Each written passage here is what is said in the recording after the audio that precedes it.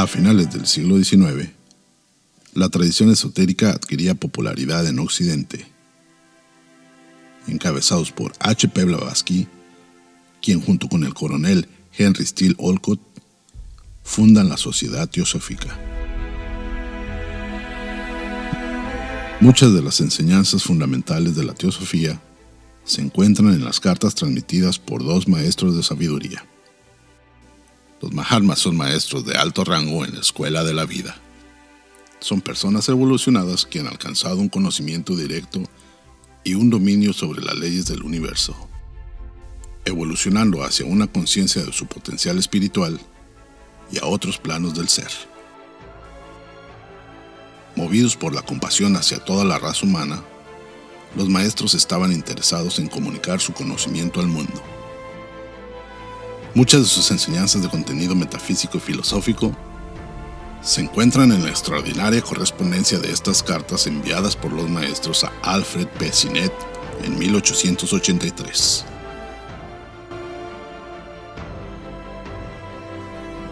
Hacemos la invitación para unirse al estudio de las cartas de los Mahatmas los días martes a las 11:30 horas del centro de México. Impartido por Enrique Reich, doctor en psicología, autor y conferencista internacional, donde analiza los aspectos fenomenales del contenido de las cartas y comenta su impacto posterior en la sociedad teosófica.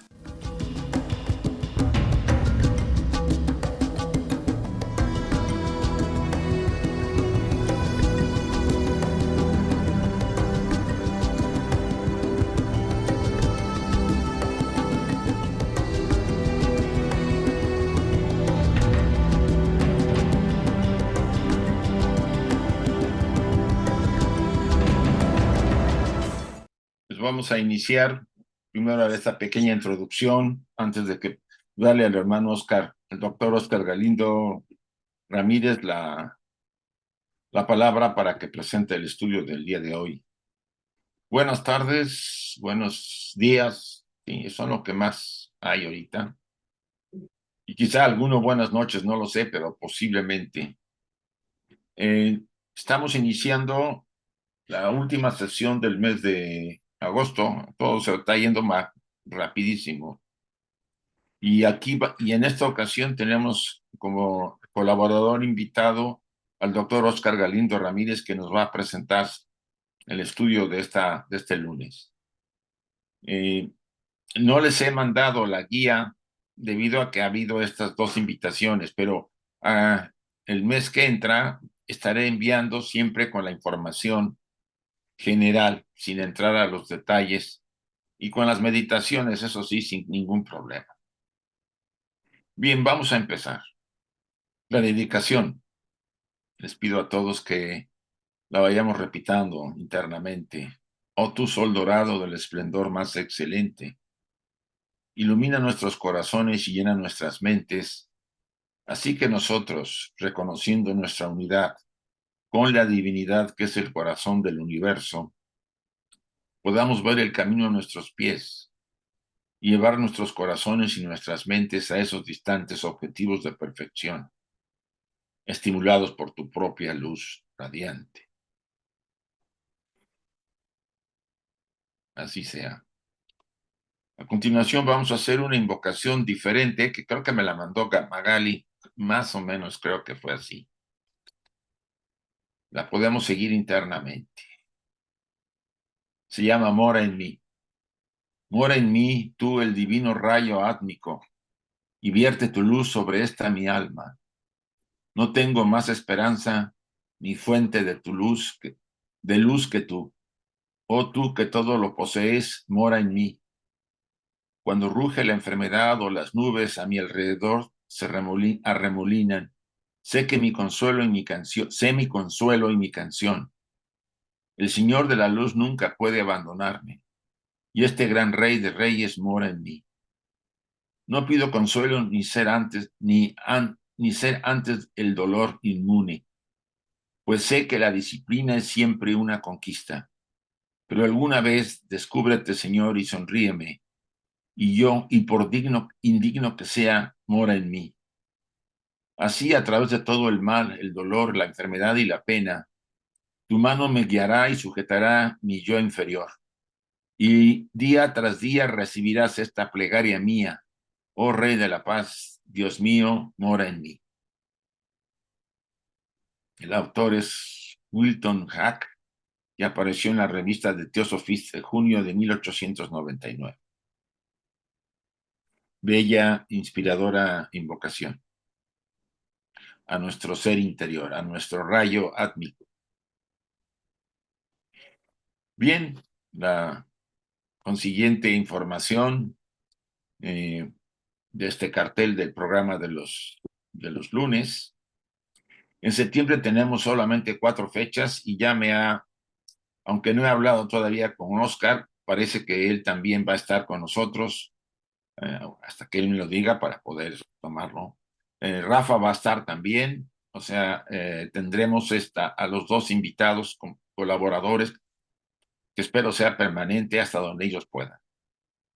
Las claves son las mismas, ustedes las pueden ver. El día de mañana tenemos el estudio de las cartas de los Mahatmas que dirige Enrique Reich. Están invitados todos, las claves ahí las ven, y por supuesto siempre recomendándoles este estudio por la manera en que Enrique presenta la temática, enfocándose en muchas ocasiones cuando se presta a hurgar más en la ciencia y relacionarlo con los trabajos ocultistas. Día de mañana a las 11:30 de México, que sería aquí también 7:30 de la tarde, hora de España.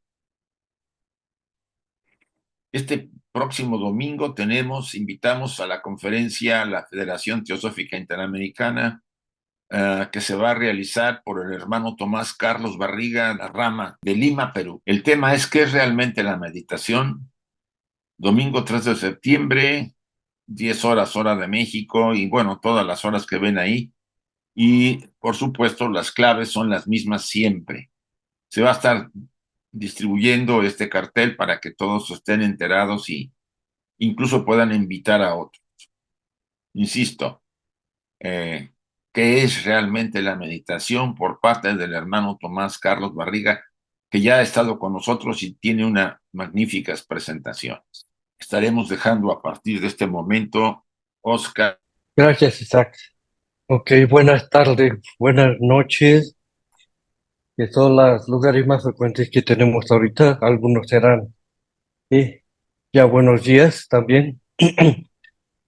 Gracias a Isaac por la invitación para colaborar con este espacio para el estudio que se está llevando sobre la doctrina secreta, en este caso antropogénesis. En esta ocasión vamos a ver algo que, siguiendo la temática que se va llevando sobre antropogénesis, pero no sin antes ver que esta colaboración no va a ser única, va a ser consecuente en relación a varios temas con lo que se está estudiando para tener una visión más amplia de lo que estamos viendo. Vamos a ver sobre lo que es Mahat, hasta dónde se deriva lo que es Mahat, Manu, todo lo que se tiene que relación con Manu, Mahat y con las cadenas planetarias, en este caso la cadena planetaria terrestre, la jerarquía septenaria y la jerarquía de compasión y algunas generalidades sobre las 4 primeras razas raíz que se van a estar estudiando y que vamos a estar viendo con Isaac en el estudio de antropogénesis. Más lo que voy a dar el día de hoy, que va a ser la cronología de los brahmanes. Esto es algo muy importante, de acuerdo a que nos lo dice la doctrina secreta en el tomo 2, su versión original, tomo 3 en español, en relación a la cronología que manejan los brahmanes y la comparación con la cronología que llevan y la filosofía oculta. Algunas discrepancias que hay que aclarar, ¿sí? Y hay una visión más amplia, ¿sí?, del tiempo en la manifestación en nuestro sistema solar, específicamente en nuestra cadena planetaria terrestre y más específicamente en el globo D, en el cual nos encontramos en este momento, en la cuarta ronda. Entonces, tenemos la cronología de los brahmanes. Así es el subtítulo, ¿sí? El subtítulo que tiene en en el tomo 2 de Antropogénesis, en la versión original, y en el tomo 3 en español, la cronología de los brahmanes.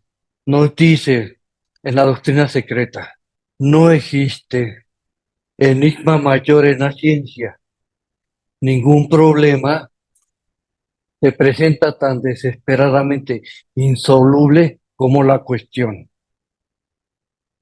y que todo el mundo nos hemos preguntado, incluso los científicos. ¿Qué edad, siquiera sea aproximadamente, tienen el Sol y la Luna, la Tierra y el hombre?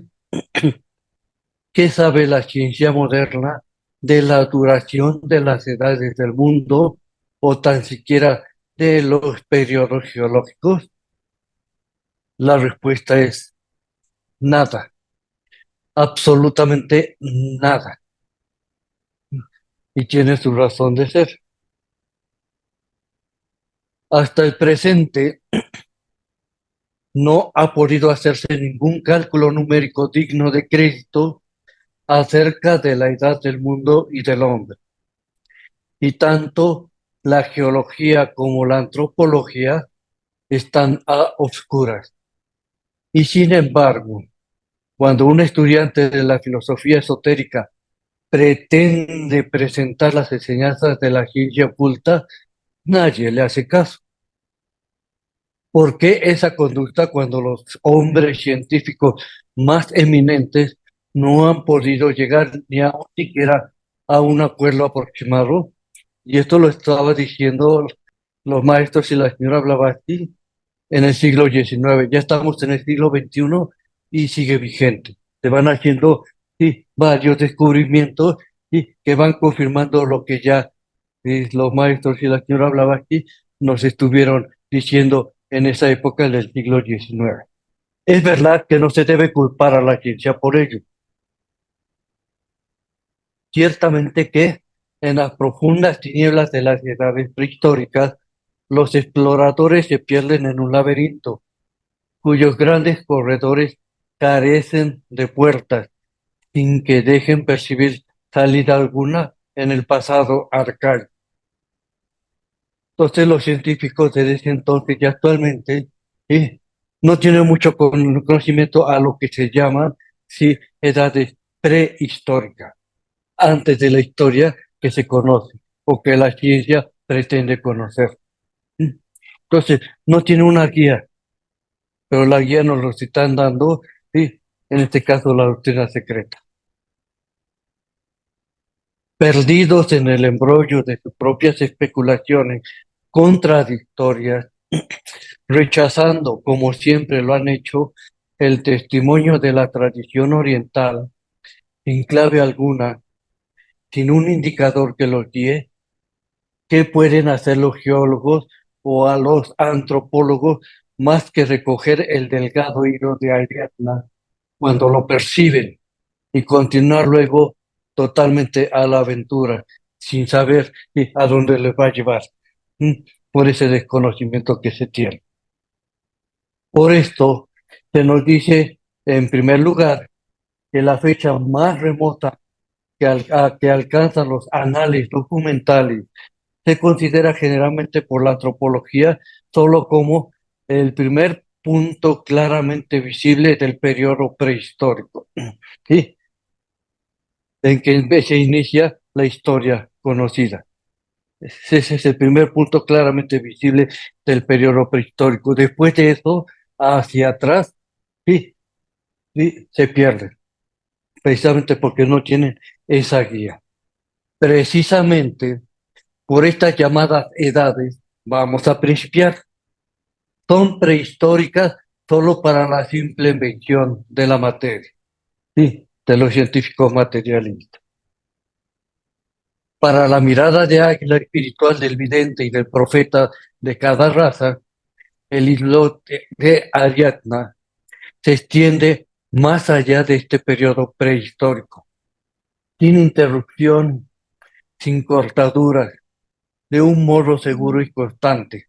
En la noche misma del tiempo y la mano que lo sostiene es demasiado poderosa para dejarlo caer o para que se le rompa. Existen anales, por más que sean rechazados como imaginarios por el profano e incluso por los científicos, aunque verdaderamente muchos de ellos son aceptados tácitamente por filósofos y hombres de gran instrucción, y solo encuentran una negativa invariable en la corporación oficial colectiva de la Iglesia Ortodoxa. Y puesto que esta última rehúsa darnos hasta una idea aproximada de la duración de las edades geológicas, y refiriéndose a la ciencia ortodoxa, salvo en unas pocas hipótesis contradictorias hasta ese punto, vemos lo que la filosofía aria puede enseñar. Los cómputos que se dan en Man y en los Puranas, en los escritos de Man y los Puranas, excepto algunas exageraciones sin importancia y evidentemente intencionadas, son, como ya se han dicho, idénticas a las que se enseñan en la filosofía esotérica. Esto puede verse comparando las dos en cualquier calendario indo de ortodoxia reconocida, como lo vamos a ver más adelante. El mejor y más completo de tales calendarios en el presente, según atestiguan los brahmanes instruidos de la India del Sur, es el ya mencionado calendario tamil, llamado el Tirukanda, Pachangana, Pachanga, compilado, según se nos ha dicho, de los fragmentos secretos de datos de Asuramaya. Está por completo de acuerdo. Asuramaya fue, independientemente de las cronología y exotérica con X con respecto a ello, ¿sí? Fue un gran instruido Asuramaya de la cuarta raza raíz Atlante, ¿sí?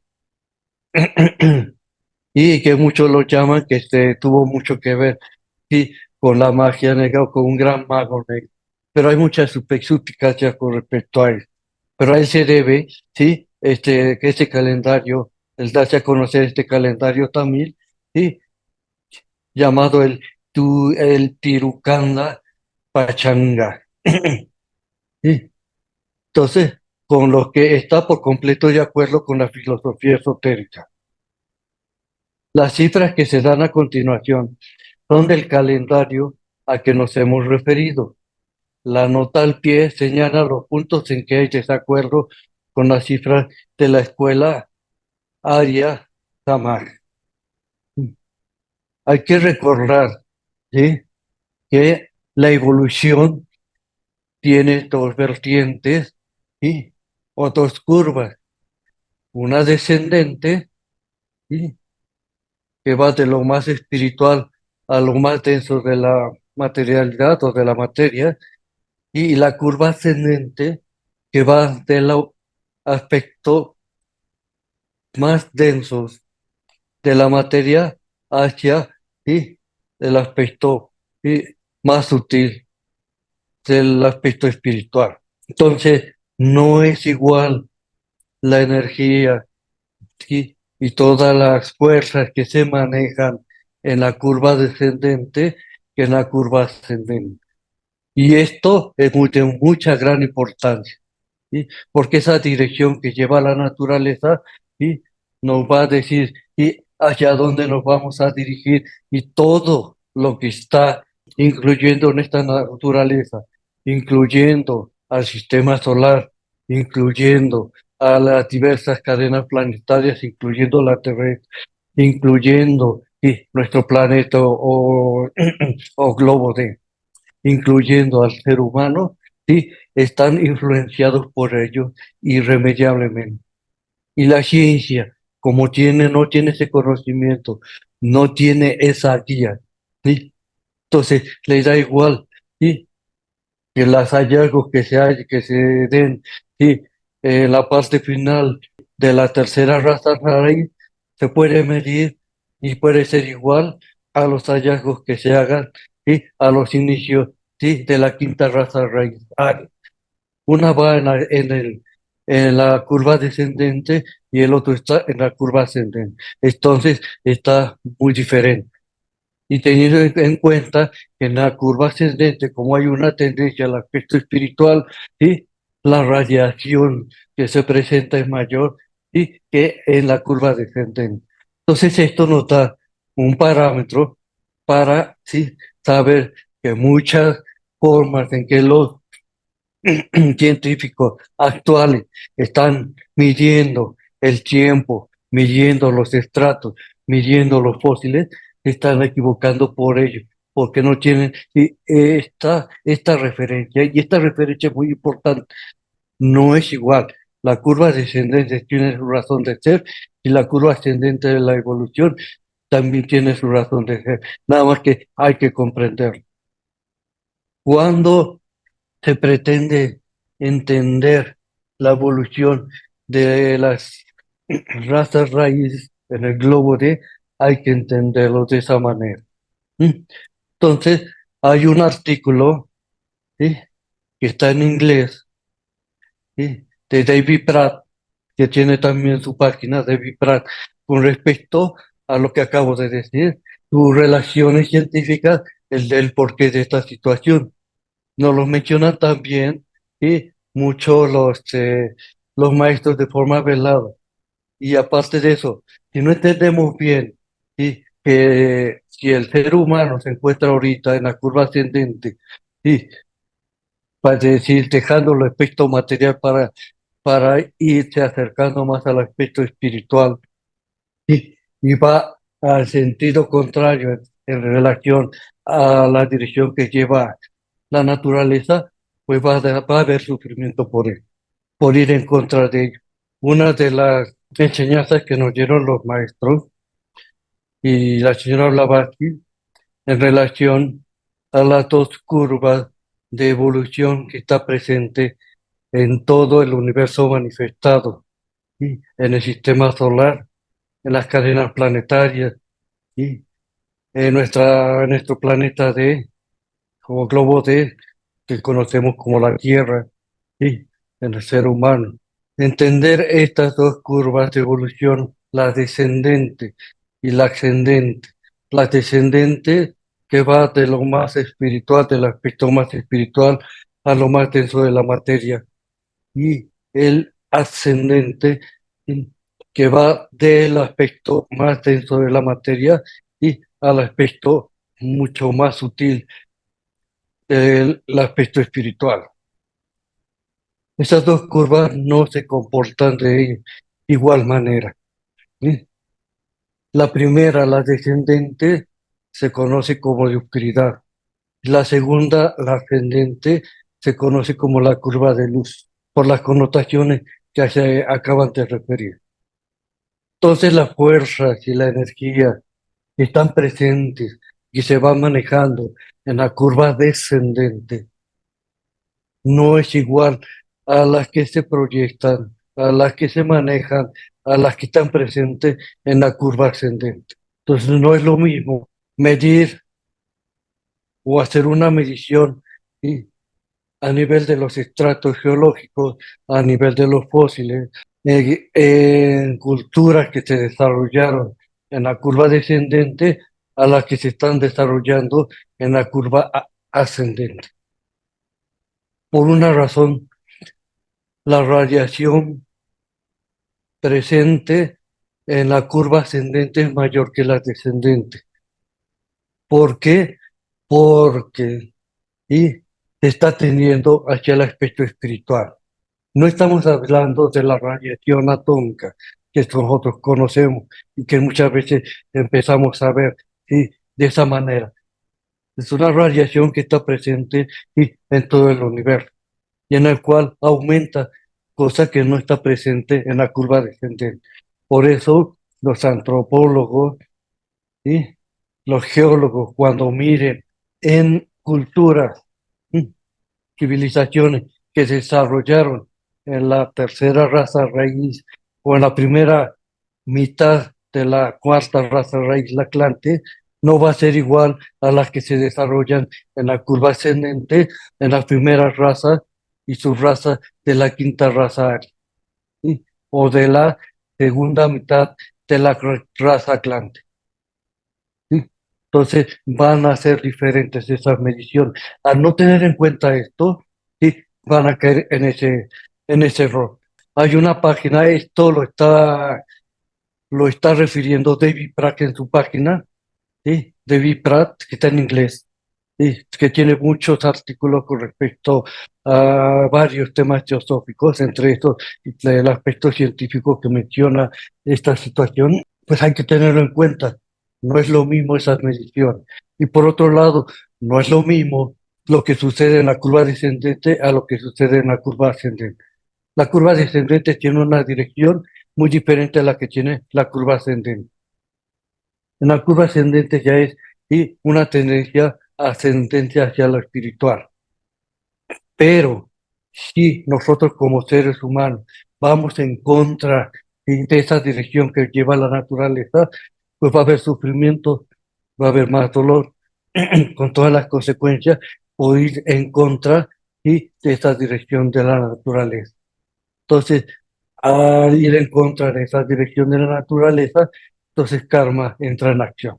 Entonces, son generalidades para tener en cuenta. Esto es muy básico y entender si esas dos curvas de la evolución, como nos explican los maestros y la señora Blavatsky, ¿sí? Porque no es lo mismo, ¿sí? Ahora bien, pasando, ¿sí?, al calendario también, ¿sí?, que se estuvo mencionando, tenemos, como nos los presenta, ¿sí?, en el tomo 2 de la doctrina secreta o en el tomo 3, ¿sí?, de la doctrina secreta en español. El 2 es el original, ¿sí?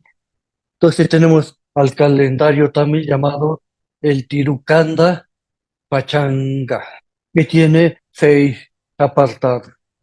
El primero, desde el principio de la evolución cósmica hasta el año hindú Tarana, es decir, y nuestro actual cómputo que se lleva por el Occidente corresponde al año 1887, y que es de 1.1955.000.000 de años, 884, 687 años mortales, como las he computado actualmente por la ciencia, ¿sí? Entonces eso es algo que debemos de entender. Según el cómputo de la ciencia actual que conocemos, que estamos familiarizados en Occidente. ¿A qué se refiere como evolución cósmica? Nos dice, la doctrina esotérica dice que esta evolución cósmica se refiere solamente a nuestro sistema solar. Sistema solar. Al paso que el hinduismo esotérico, y no nos equivocamos, comprende en estas cifras todo el sistema universal, ¿sí? Es decir, todo el Mahabharata. Y no es así. A este se está refiriendo ¿sí?, a la evolución cósmica, que es el sistema solar, única y exclusivamente.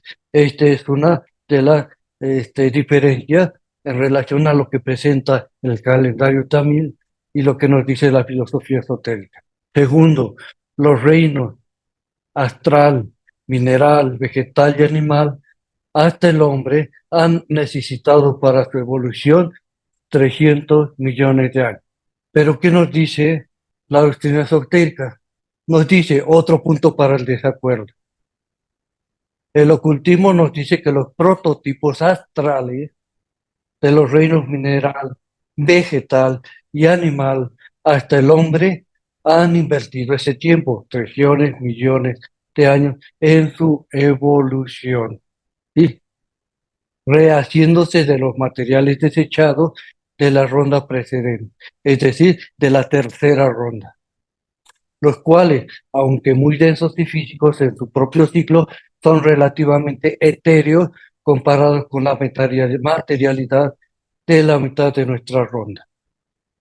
A la expiración de estos 300 millones de años, la naturaleza, en su camino hacia lo físico y material, en el arco de descenso, ¿sí?, principia con la humanidad en su trabajo hacia abajo, es decir, endureciendo o materializando la forma a medida que avanza.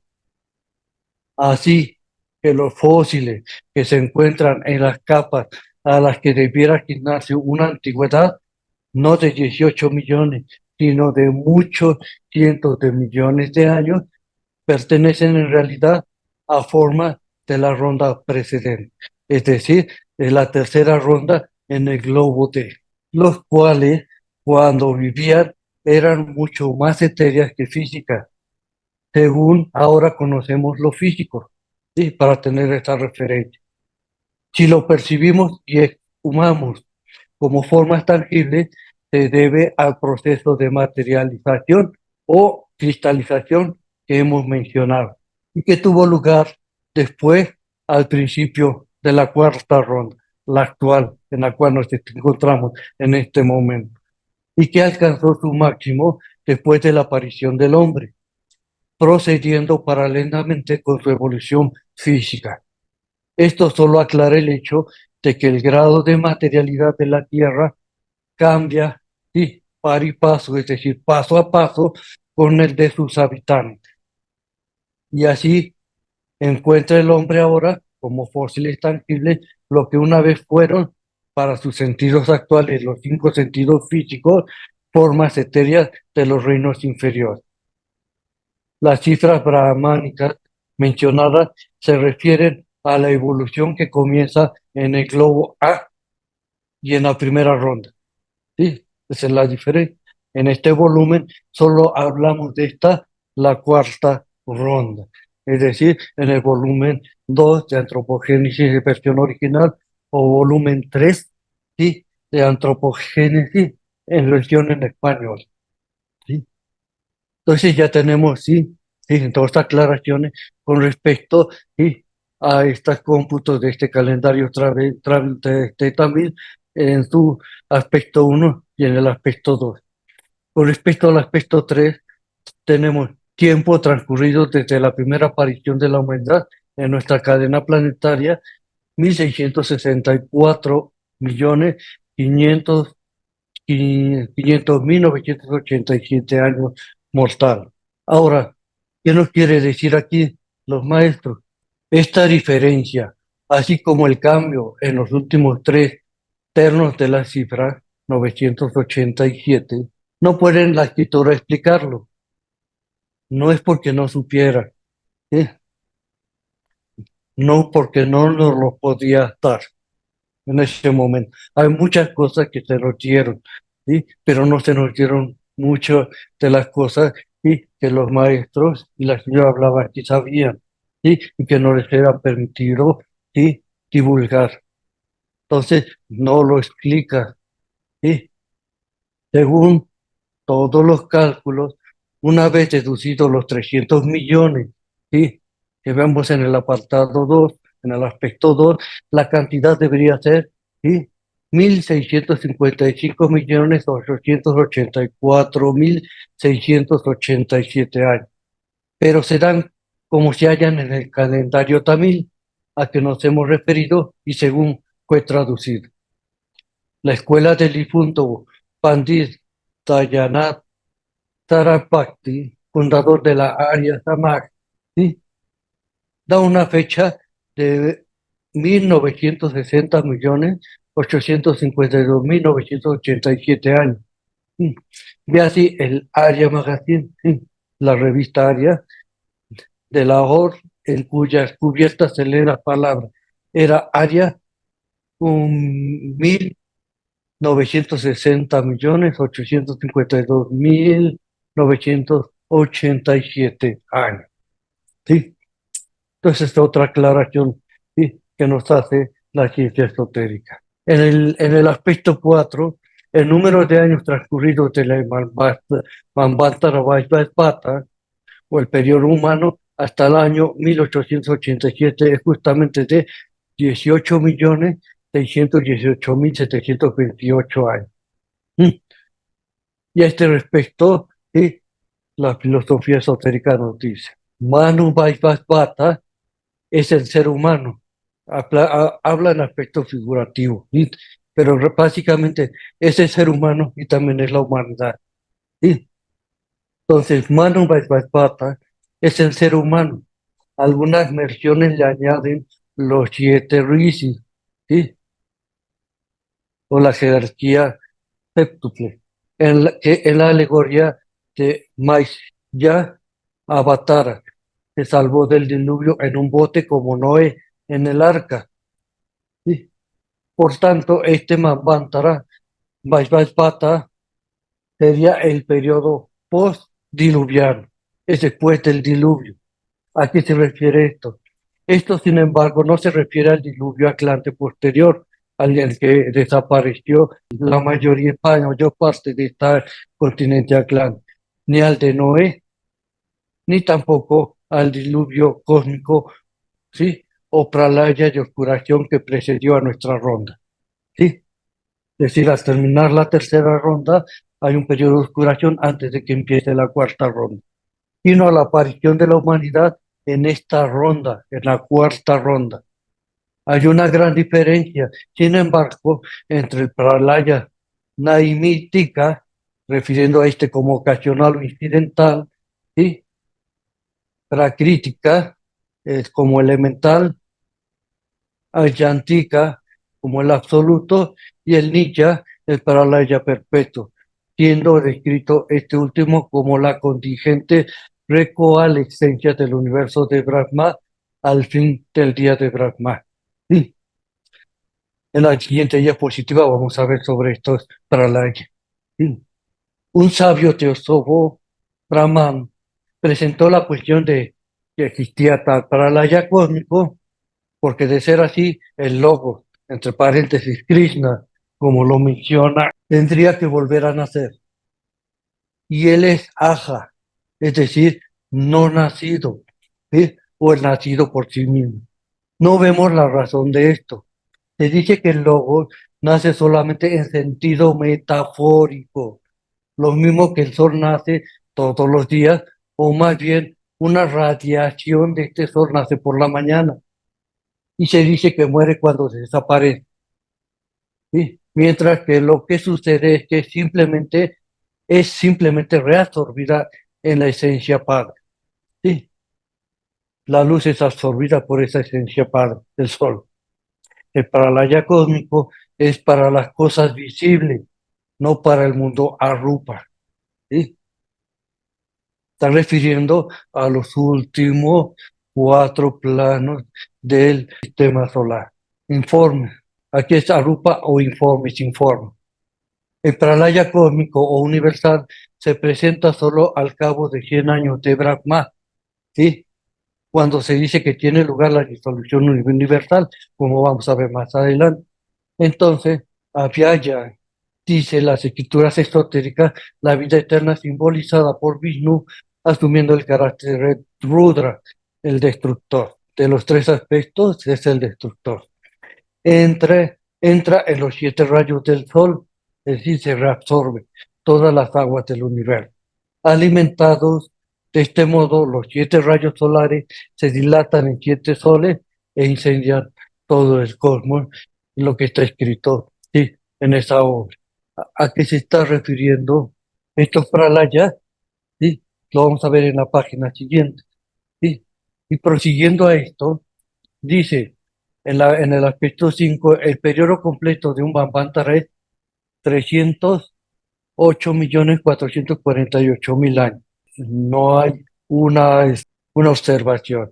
Y en el aspecto 6, 14 Manvantara más el periodo de un Saya Yuga hacen un día de Brahma, un Manvantara completo, o 4 millones, 4.320 millones de años. ¿Sí? A lo que se refiere, ¿sí? Puesto que un Mahayuga es la milésima parte de un día de Brahma. Entonces, este es un día de Brahma, la décima parte de este día de Brahma y Mahayuga. Y por último, el año 1887, desde el principio del Kali Yuga y posterior a este año, 1887, han pasado hasta ese entonces y 4.989 años. Entonces, este es lo que nos dice el calendario también, ¿sí? El calendario de el calendario de los brahmanes. Ahora, siguiendo para esto, que no quedó muy claro como está explicado acá, en la doctrina secreta nos dice con respecto a estos pralayas, ¿sí? Esta es la referencia en la doctrina secreta. Entonces nos dice, hay muchas clases de pralaya, pero en los antiguos libros indos se mencionan especialmente tres periodos principales. El primero, como lo muestra Wilson, se llama Naimitika, ocasional o incidental, causado por los intervalos entre los días de Brahma, entre un día de Brahma y otro día de Brahma. Es la destrucción de las criaturas, de todo lo que vive y tiene forma, pero no de la sustancia, ¿sí? La sustancia permanece en un statu quo suspendido hasta la nueva aurora que sigue a aquella noche. ¿Sí? En en el Vedanta y Nyaya Nimitta, del que proviene Naimittika, es presentado como la causa eficiente, refiriéndose a Naimittika. Es presentada como la causa eficiente cuando es opuesto a la upadana, es decir, la causa física o material. En el Sankhya Pradhana, en el Sankhya, Pradhana es una causa inferior a Brahma. ¿Sí? Brahma, ¿sí? Que tiene su apóstrofe, se está refiriendo al tercer lobo, ¿sí? O al lobo manifestado. O más bien Brahma, siendo él mismo una causa, es superior a Pradhana, ya aquí que incidental sea una traducción errónea, debiendo interpretarse, como lo muestran algunos eruditos, por causa ideal, y todavía si hubiera sido mejor, causa real. ¿Sí? Entonces es la mítica, ¿sí? En relación, ¿sí? Sí, a, a este pralaya. ¿Sí? En segundo tenemos al llamado Prakritika, y este tiene lugar al fin de la edad o vida de Brahma, que no es lo mismo al día de Brahma, como lo vamos a ver más adelante, cuando todo lo que existe se resuelve en el elemento primario. El elemento primario y viene siendo y el padre madre, Mula Prakriti para los hindúes, Alaya para los budistas. El tercero, Ayantika, no concierne a los mundos ni al universo, no solo a cierta clase de individualidad. Sí, se está refiriendo sí, al pralaya individual o panirvana, una vez alcanzado el cual ya no hay más existencia futura posible, ningún renacimiento hasta después del Maha Pralaya, en que se entra al Maha, sí, después de que termina el Maha Mantra, sí, e inicia el Maha Pralaya. Sí, esa es la edad de Brahma. El Bhagavad Gita, en el capítulo 12, versículo cuarto, 35, ¿sí?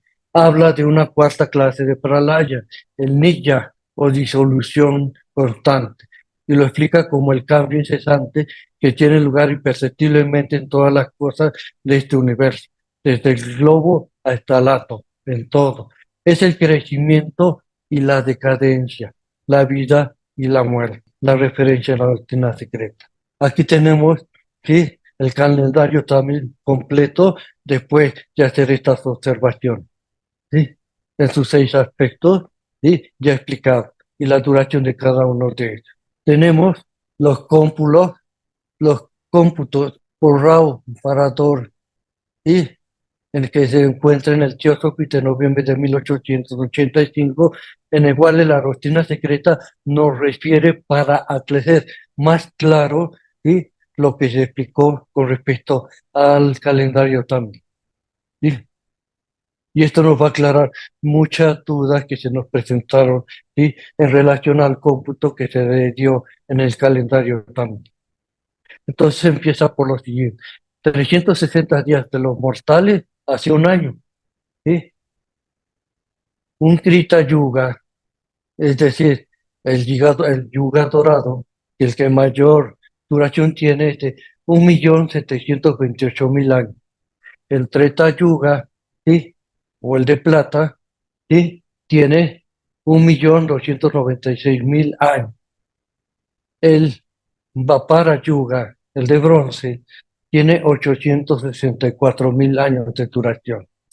El Kali Yuga, en el cual estamos presentes actualmente, la edad de hierro o la edad oscura, tiene 432.000 años de duración. Es la que menor duración tiene. Ahora, sí, el total de estos cuatro yugas constituyen un Mahayuga. La suma de estos, sí, de estos cuatro yugas, sí, nos da, sí, la cantidad de 4.320, o 4.320.000 años, perdón. ¿Sí? Ahora bien, ¿sí? 71 de estos Mahayugas, ¿sí? Que tienen esta duración, forman el periodo de reinado de humanos, es decir, 306.720.000 años. ¿Sí? Y ahora, entonces, este es el periodo de humanos. Ahora, el reinado de 14 Manú comprende la duración de 994 Mahayugas, que es igual a 4.294.080.000 años.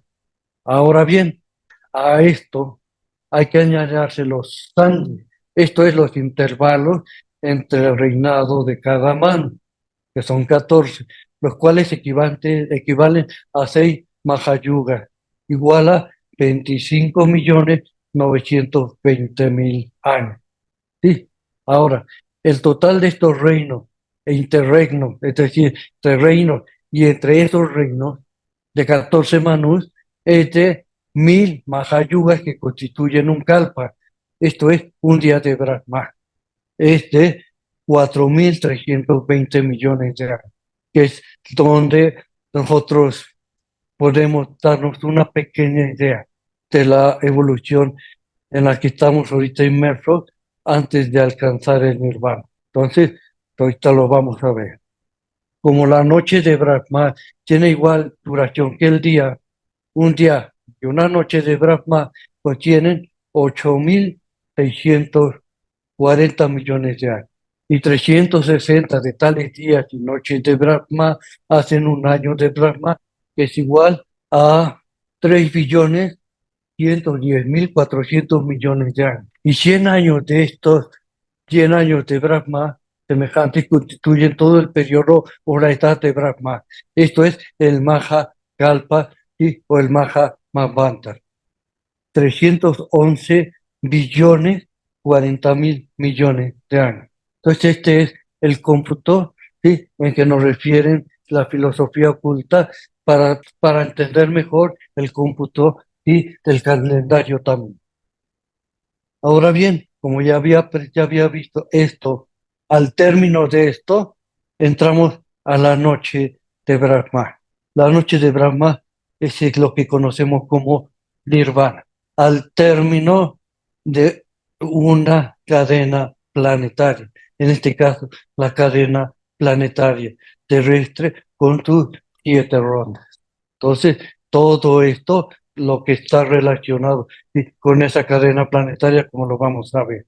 Y por último, tenemos aquí los 311 billones de años, que es la edad de Brahma. Al término de este Mahamanvantara, ¿sí? Tenemos el Paranirvana, que no es lo mismo. Y la diferencia en tiempo es muy considerable, ¿sí?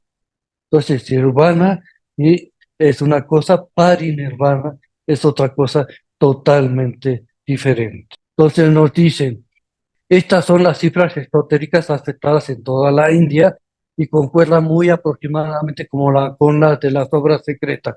Estas últimas, sin embargo, las amplían con una división en un cierto número de ciclos esotéricos que no se hayan mencionado de ninguno de los escritos populares brahmánicos, uno de los cuales la división de los yugas en ciclos de raza se cita en otra parte como ejemplo. Lo demás, en su detalle, no se ha dado jamás naturalmente al público. Está velado. Solamente a los adeptos superiores les está permitido acceder a esa información.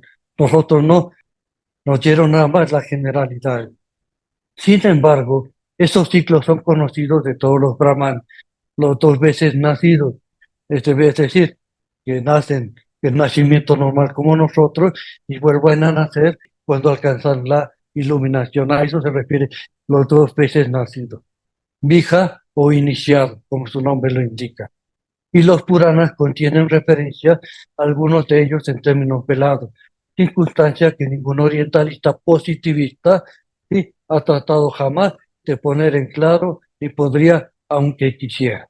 Y positivista quiere decir que se refiere nada más al aspecto material. Ahora bien, tenemos la comparación de las dos, ¿sí? El calendario tamil y el cómputo por Rao Baratur, ¿sí? Para ver si esas diferencias y las concordancias, ¿sí? Aquí tenemos el Mahayuga, ¿sí? Que es igual a la que nos dice el cómputo como Rao Baratur, 4.320.000 años. Un día de Brahma, 4.000, 4.320 millones de años. Entonces, tenemos un pantalla completo planetario, es decir, ese que se cumple la evolución en una cadena planetaria, es el día de Brahma, que es el mismo que se está computando aquí. Y el Mahamantara, la edad de Brahma, se está refiriendo sí, a este nivel, 311 billones. Entonces, para hacer la correlación y la comparación entre el calendario tamil y los cómputos dados por Rao. Entonces, aquí tenemos la cadena planetaria terrestre. ¿Sí? Es el modelo ¿sí? de cualquier cadena planetaria. Esta noche estamos en la cadena planetaria terrestre. Hay 7 planos y los 3 superiores inaccesibles para el ser humano, los 4 inferiores y de la evolución de la conciencia cósmica, que está compuesto de 6 globos numerados de la al G, pasan por A, B, C, D, E, F y G. Y una vuelta que da la mona del globo A al globo G es una ronda o un anillo. Para completar la evolución en esta cadena planetaria, y es necesario 7 rondas, enumerados del 1 al 7, que completan la evolución en la cadena planetaria terrestre con su arco descendente, como ya lo mencionamos, y en su arco ascendente. Y también cada globo tiene su arco descendente y su arco ascendente. Y cada raza tiene cada raza raíz tiene su arco descendente y su arco ascendente. Entonces, por eso es importante entender los arcos de evolución y la dirección que lleva la naturaleza y en el momento en que nos encontramos y en el momento en que basamos nuestro estudio. Entonces, este es un modelo en general y al completar la evolución y en esta cadena planetaria, se completa lo que es un día de Brahma. Al término de ese día de Brahma, se alcanza el nirvana. ¿Mm? Estos 3 planos superiores son inaccesibles para el ser humano actual y no pertenecen ni es exclusivo a cualquier cadena planetaria, incluyendo a la cadena planetaria terrestre. Este es el general del sistema solar. No lo dice, este comentario lo dice la señora Blavatsky en los libros comentarios a la doctrina secreta en relación a estos 3 reinos, a estos 3 planos superiores. No pertenecen a ninguna cadena planetaria. Entonces aquí tenemos un kalpa o un día de Brahma, 4.320 millones de años mortales, en que se completa la evolución en esta cadena planetaria terrestre, y al completarse se alcanza lo que llamamos nirvana. Y hay varios tipos de nirvana.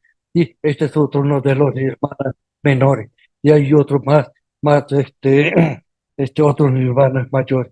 Pero para que tenemos en cuenta a la información que nos han dado y los maestros como ellos nos han dado. ¿Sí? Está la referencia y una modificación del esquema que aparece en la tomo 1 de la doctrina secreta en la página 200. ¿Sí? Entonces, tenemos acá que se mencionaron ¿sí?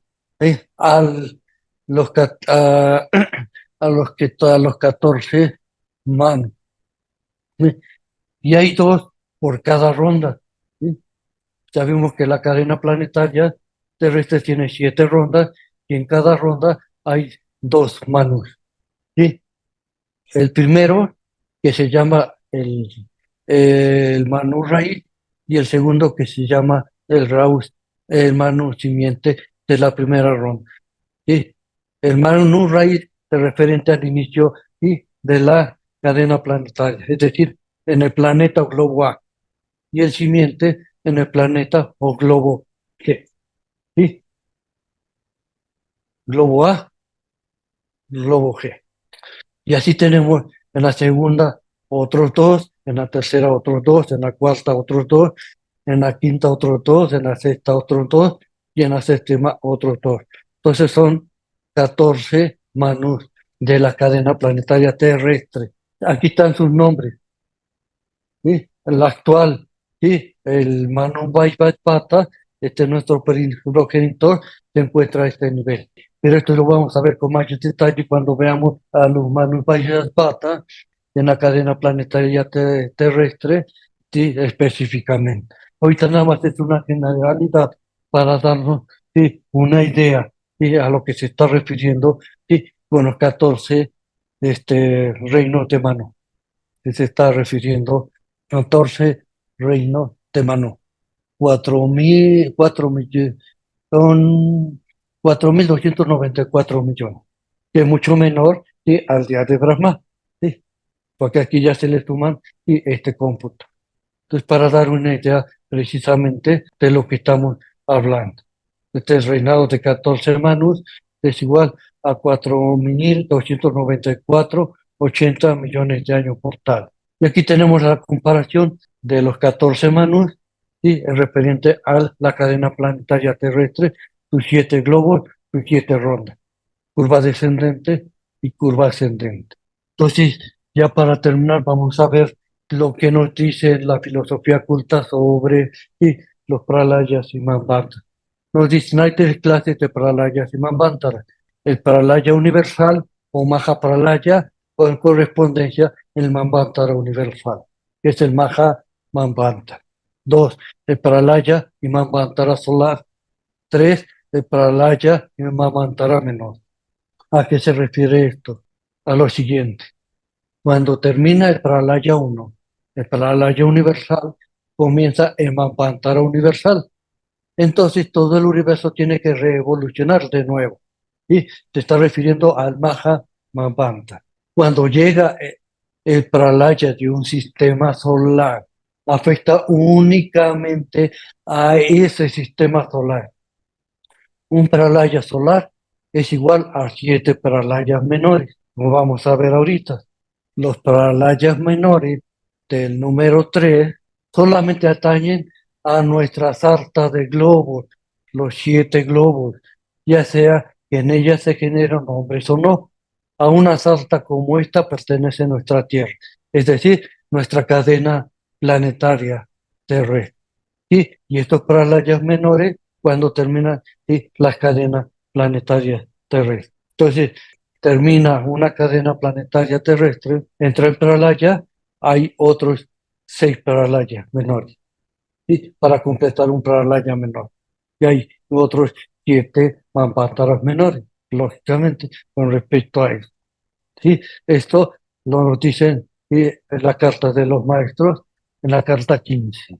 Las 7 eternidades, ¿sí? Significa que son los 7 periodos, ¿sí? O un periodo que responde en su duración a los 7 periodos de un Manvanta y se extiende a lo largo de un Mahakalpa o la gran edad, sí, sí, que es igual a 100 años de Brahma, haciendo un total de 311 billones 40 mil años, millones de años.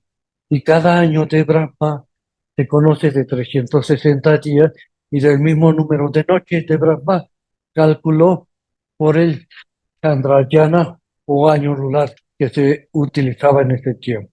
Y un día de Brahma, que ya lo vimos, que consta de 4.320 millones de años mortales. Día de Brahma, precisamente se está refiriendo a un pralaya menor, y un manvantara menor. En este caso, un manvantara día, pralaya noche de Brahma, que tiene la misma duración. Y nos dice HPV describe las definiciones y explicaciones budistas conocidas de los términos nirvana y parinirvana o paranirvana como un error esotérico y frecuente. Y procede a explicar: se puede alcanzar el nirvana durante la vida del hombre, ¿sí? Como nosotros lo conocemos actualmente, y después de su muerte en el Manvantara o Kalpa de vida al que pertenece, es decir, al término, ¿sí?, de la cadena planetaria, terrestre en este caso. Y el parinirvana, es decir, más allá del nirvana, se alcanza solo cuando el Manvantara se ha cerrado, es decir, refiriéndose al Mahavamvantara y durante la noche del universo o pralaya. Tal es la enseñanza esotérica que apoya, ¿sí?, lo que se dijo anteriormente. Está en este artículo que escribió HPV, mejora mundial o entrega mundial. Y para recalcar, porque muchas veces hubo mucha confusión cuando es nirvana, cuando es para nirvana. Entonces, la señora Blavatsky dice en el artículo que haremos por nuestros compañeros, cuando dije que para o parinirvana más bien se alcanza solo en el cierre manvantárico, es decir, el Maha manvantárico, nunca quise implicar lo planetario, es decir, a la cadena planetaria, sino todo el manvantara cósmico, el Maha manvantara, es decir, el final de una era de Brahma, no un día, ¿sí? Porque esta es la única vez en la que durante el pralaya universal la humanidad, es decir, no solo la humanidad terrestre, sino la de cada globo, estrella, sol o planeta, ¿sí?, que lleva el Manu, incluyendo sistemas solares, llegará solitariamente al parinirvana o paranirvana, e incluye entonces, e incluso entonces no será toda la humanidad, sino solo aquellas porciones de la humanidad las que se habrán preparado para eso. ¿Sí? Para recalcar, podemos entender lo que nos dice, ¿sí?, en la voz del silencio. Los adeptos o bodhisattvas nunca entran en el nirvana, sino solo en el parinirvana, mientras que otros entran primero en el nirvana, en el camino directo, no el de la renunciación, que luego al final del Manvantara universal o Mahavamvantara o Mahakalpa se fusiona en el Paranirvana o en el Mahapralaya, la que es la edad al término de la edad de Brahma. ¿Sí? Entonces, estamos redondeando, ¿sí?, todos estos conceptos que se han ido manejando a través, ¿sí?, de la charla. Y entonces, terminando, así pues, si no hubiese sido por las lecciones enseñadas por la doctrina secreta y hasta por el hinduismo esotérico y sus tradiciones, hubiéramos permanecido hasta hoy fluctuando perplejos entre las edades indefinidas de una escuela científica, las decenas de miles de años de otra y los 6.000 años de los intérpretes de la edad de la Biblia y la edad que le dan precisamente en duración y al interpretar la Biblia, 6.000 años. Esta es una de las varias razones por las que, con todos los respetos debido a las conclusiones de nuestros sabios modernos, nos vemos obligados a hacer caso omiso de ellos en todas las cuestiones de antigüedad prehistórica, como ya lo vimos al principio. Con esto ya terminamos la presentación. Muchas gracias. Ya se abre a las preguntas, dudas o comentarios o aportaciones que se quieran dar. Adelante, Isaac. Pues muchas gracias, Oscar. Oye, esto, mira, yo muchas veces le he querido meter diente a esto y no le he entrado. Te soy honesto. Necesitas paciencia, como tú la tienes, la calidad de ir analizando, haciendo comparaciones. Si esto no nos queda claro a los estudiantes, es que pues la verdad que necesitamos volver a estudiar lo básico. Estuvo muy bien, de verdad, me gustó. Te digo, varias veces en otros cursos que se han dado, yo he intentado y finalmente no he hecho lo que tú has hecho ahorita, hacerlo claro y directo y muy explicado. Gracias, Oscar. No, al contrario, gracias por la oportunidad de explicar lo más que pude hacer, lo más que se pudo hacer. No, no, y de verdad fue magnífico. Bueno, a mí me gustó mucho. Aquí tenemos a alguien, Oscar, a Georgina. Adelante, Georgina. Muchas gracias, querido hermano Oscar Galindo. De veras, te he escuchado en otras conferencias y definitivamente muchas gracias por esa paciencia porque hay que estudiarlo a fondo, investigarlo, hacer una tablita y luego otra tablita y luego ya como que hay que conjuntar la información. Yo entiendo eso que tú hiciste, la verdad. Te agradezco mucho. Híjole, estuvo muy padre esta conferencia, muy bonita, muy clara, muy entendible. Y de veras, gracias por tu tiempo. Es lo único que te puedo decir porque preguntas, bueno, yo creo que tengo las chorrocientas de toda la vida y no. Entonces, muchas gracias por tu conferencia, por tu tiempo y como bien dijo mi hermano Isaac Jauli, ¿no? Por esa paciencia, porque no es Sí, fácil hacer tablas como esas que tú hoy presentaste. Muchas gracias. Gracias, Georgina. Sí, sí, sí, se necesita mucho tiempo y paciencia, pero lo hago con mucho gusto, la verdad, lo disfruto y eso me ayuda mucho también a repasarlo y se me queda más. Sí. Ese es lo bonito de hacer las cosas uno mismo, de hacer esas tablas, porque se los vas remarcando, lo va uno repasando. Y eso es lo mismo que podemos nosotros hacer esquema para que se nos vaya y facilitando la información que estamos leyendo o que estamos escuchando. Muchas gracias, Georgina. no, a mí lo que más me gusta es que lo ubicas mucho en las cadenas y eso creo que es muy válido, sobre todo para aquellos que estamos a veces explicando y no metemos el tema del tiempo, o sea, de los tiempos. Y eso también es muy bueno. El comentario que haces de lo de 1889, de que la parte superior de los planos no pertenece a ninguna cadena, para mí es nuevo y no lo he visto no lo he estudiado en 1889 en esos comentarios y lo voy a investigar. Gracias una vez más. Y si no, Adelante, después te Dani. paso la referencia. Ahí la tengo, pero nada más que no la puse en No, no, ese. cuando puedas me la mandas, porque yo he leído Sí, los comentarios, pero ahora sí que por mi manera estructurada me voy sobre ciertos elementos que estoy presentando en el curso y probablemente relego ciertas cosas para darle más atención a ciertos comentarios que ella les hace al grupo de Inglaterra, a los estudiantes de la Logia Blavatsky.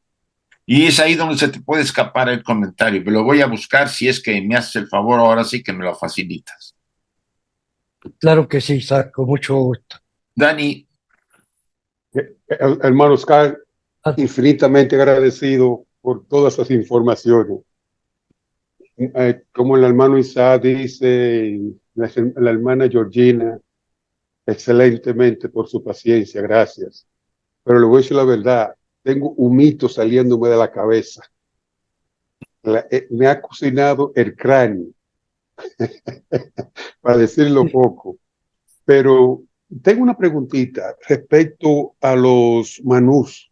Siempre he oído que es dos por las rondas, pero nunca había oído los nombres de ellos.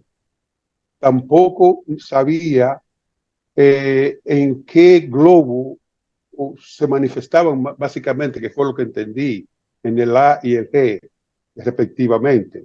B. ¿Usted me puede dar una visión más sobre eso? Si se sabe. Mira, son 7 manús, ¿sí? Que están en el lado izquierdo de la tabla, y cada manú tiene 2 aspectos al inicio de la primera ronda, al inicio de la segunda, hasta son 7 rondas, y un manú que se divide en dos: el manú raíz, que es la inicial, y el manú simiente, que es al final. El raíz pertenece al globo A, sigue la trayectoria al globo B, C, D, E, F y G. Al G ya entra en acción lo que es el manú simiente. Y así llega la segunda ronda y pasa lo mismo, la tercera, la cuarta, hasta la séptima. Y cada una de esos manús, de la primera ronda, de la segunda hasta la séptima, tiene sus respectivos nombres, ¿sí? Ahora bien, como dije al principio, nada más es una vista general, porque esto de los manús, ¿sí? Es un tema que voy a dar posteriormente, igual aquí por invitación de Isaac. Nada más que como es muy extenso todo esto, no se puede dar en una sola plática. Ya ahorita vamos, en septiembre va a ser otra, octubre y en diciembre. Y entonces ahí nos vamos a enfocar más a lo que es específicamente los manos. ¿Sí? Porque tenemos muchas dudas y muchas dificultades para entender precisamente.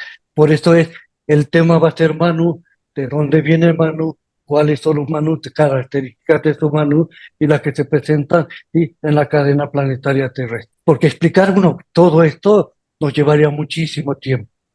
Pero ahorita nada más lo hice de pasada para tener una idea en relación al cómputo que se estaba analizando. Pero no te Gracias, preocupes, esto lo voy a dar gracias. posteriormente.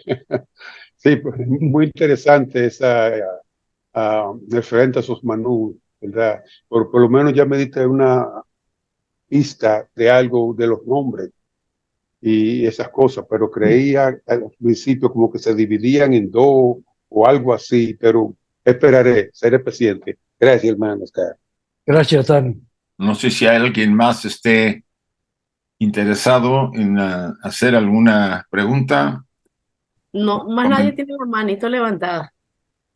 ¿Quién?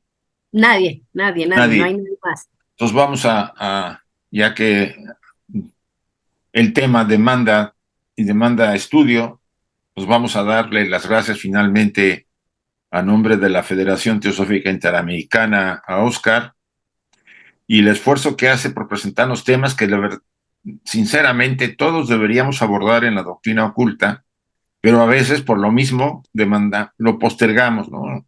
El tema de Asura Maya y el otro personaje que también forma parte de los astrólogos y sabios que apoyaron a la información que de alguna manera nos ha presentado Oscar, porque ellos hicieron unos libros y me parece que algunos sabios tamiles, pandits tamiles lo pasaron a un libro y después de ahí se basó mucho la información que tenemos ahora. Gracias, Oscar. Confiamos que el mes que entra nos toques ese tema como te lo está pidiendo Dani. Creo que va a ser muy interesante.